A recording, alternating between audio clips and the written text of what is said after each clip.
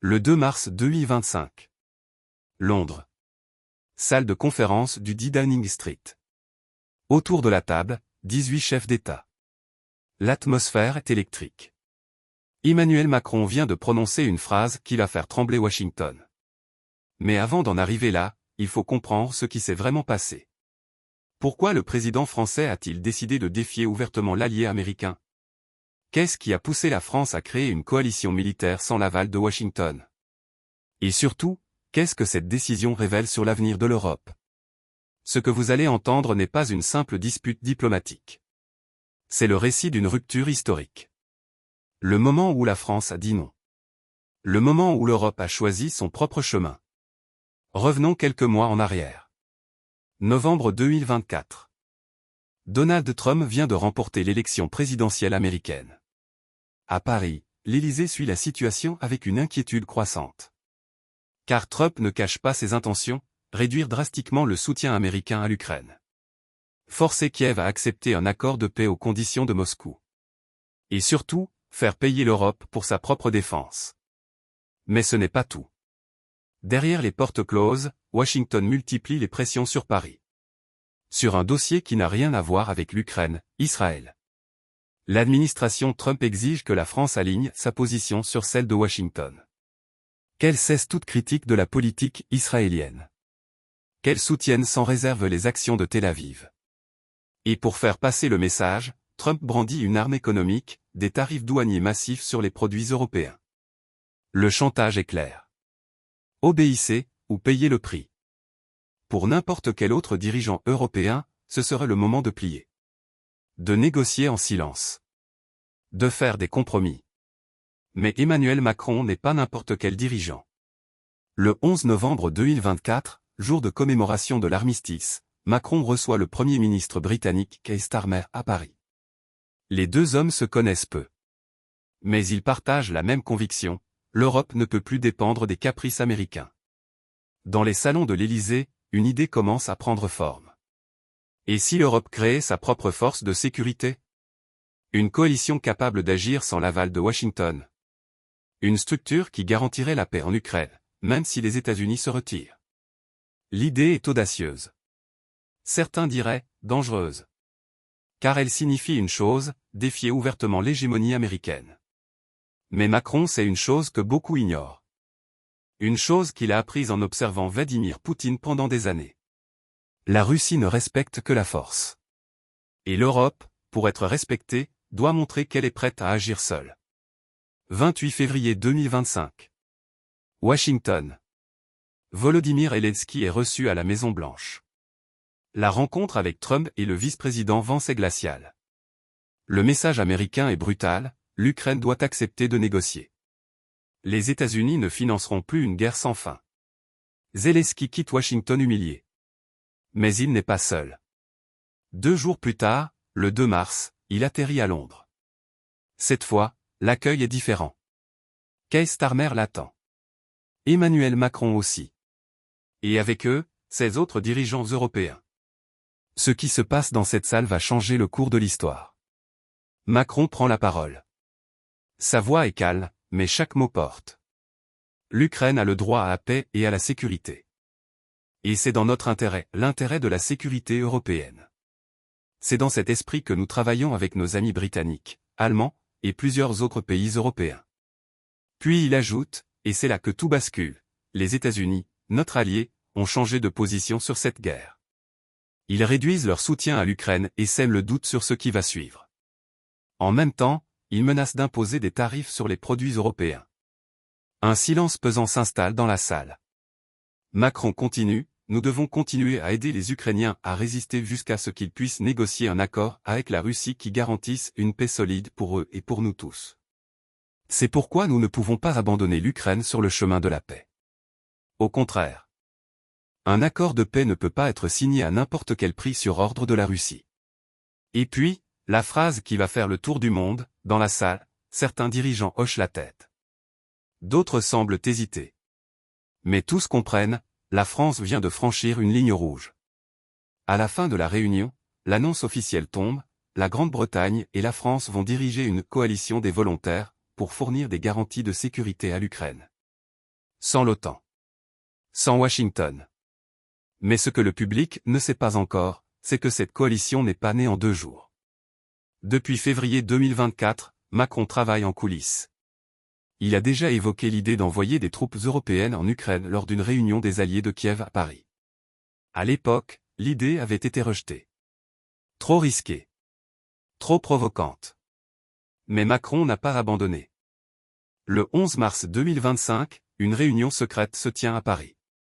Autour de la table, les chefs d'état-major de 30 pays européens, du Commonwealth, et même du Japon.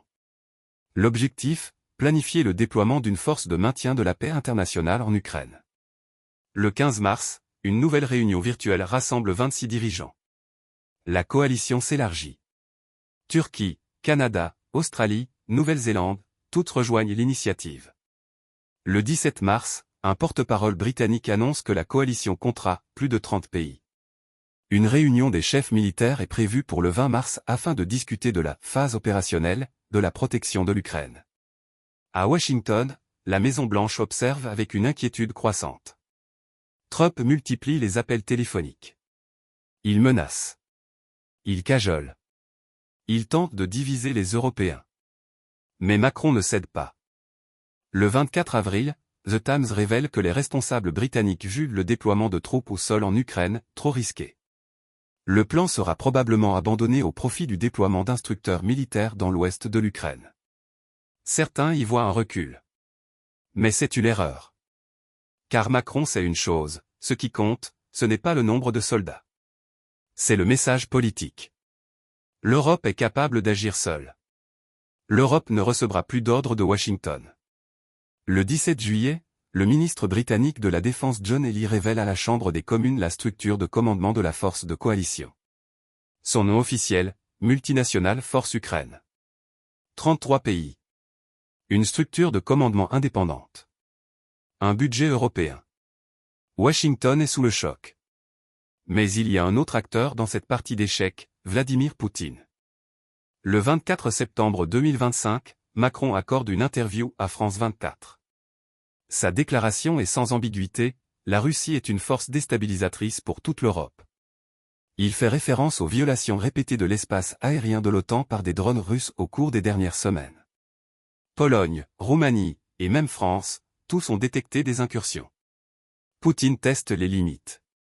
Il cherche à diviser l'OTAN. À créer la panique. À prouver que l'Europe est faible. Mais cette fois, la réponse est différente. Car l'Europe n'attend plus que Washington réagisse. Elle agit. Les drones russes sont interceptés. Les violations sont documentées. Les sanctions sont renforcées.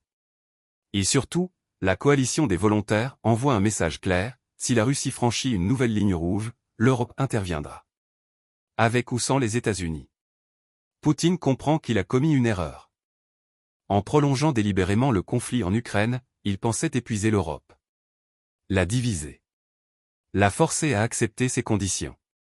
Mais il a obtenu l'inverse, une Europe unie, déterminée, et prête à se défendre. Pour comprendre ce qui se passe aujourd'hui, il faut remonter à 1966.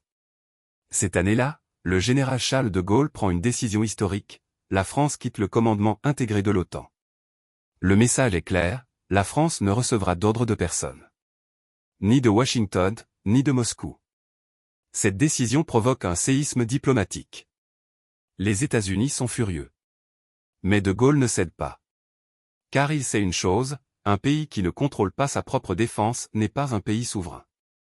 60 ans plus tard, Emmanuel Macron marche sur les traces du général. Mais cette fois, il ne s'agit pas de quitter l'OTAN. Il s'agit de créer une alternative. Une structure européenne capable d'agir quand l'OTAN ne le peut pas. Ou ne le veut pas. C'est ce que Macron appelle l'autonomie stratégique européenne. Et c'est exactement ce qui terrifie Washington. Car si l'Europe devient capable de se défendre seule, elle n'aura plus besoin de la protection américaine. Elle pourra mener sa propre politique étrangère. Prendre ses propres décisions. Y compris sur Israël. Et c'est là que tout se rejoint. Car la pression américaine sur la France au sujet d'Israël n'était pas un hasard. C'était un test. Washington voulait savoir si Paris était prêt à obéir. La réponse de Macron est sans équivoque, non. Alors, que signifie tout cela pour la France? Pour l'Europe? Pour nous? Cela signifie que nous vivons un moment historique. Un moment où l'ordre mondial établi après 1945 est en train de se fissurer. Pendant des décennies, l'Europe a vécu sous le parapluie américain. Elle a accepté de suivre Washington sur presque tous les dossiers. En échange, les États-Unis garantissaient sa sécurité. Mais cet accord est en train de voler en éclats. Car les États-Unis ne sont plus le même pays. Trump l'a dit clairement, l'Amérique d'abord. Les alliés européens doivent payer pour leur propre défense. Face à cette réalité, l'Europe a deux choix. Le premier, accepter de devenir un vassal. Obéir aux ordres de Washington. Renoncer à toute politique étrangère indépendante. Le second, prendre son destin en main. Construire sa propre défense. Affirmer sa souveraineté. Macron a choisi la seconde voie. Et ce choix n'est pas sans risque. Car il signifie affronter à la fois la Russie et les États-Unis. Naviguer entre deux empires qui cherchent à imposer leurs règles. Mais c'est aussi le seul choix qui permet à l'Europe de rester maîtresse de son destin.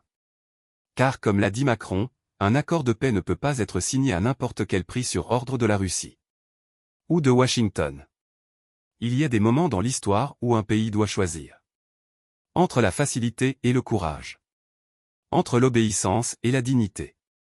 1966, De Gaulle dit non à l'OTAN. 2003, Chirac dit non à la guerre en Irak.